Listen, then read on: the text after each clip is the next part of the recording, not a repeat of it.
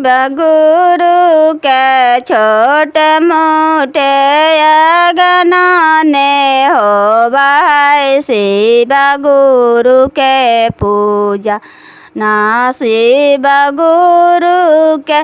छोटा है गनमा शिव गुरु के न कैसे हो तन शिव गुरु पूजा नामा छोटे है गनमा ने शिव गुरु के पूजा नमा होवे शिव गुरु के पूजवा से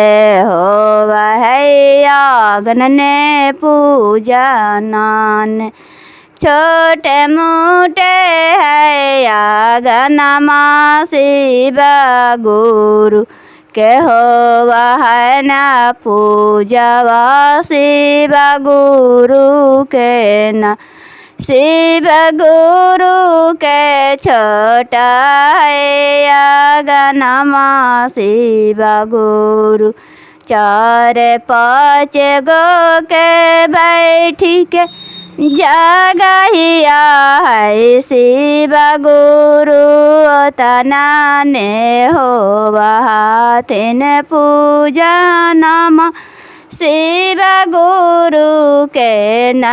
कैसे बराया गाना मनाही है शिव गुरु बरा है हो पूजा नमा शिव दानी के हो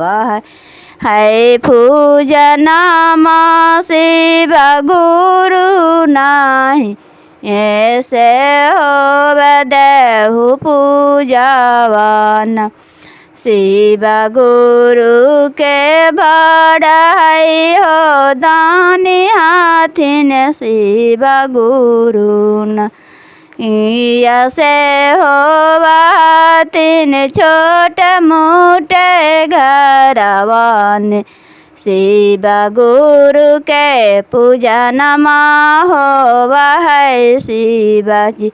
के पूजा महो शिव गुरु के।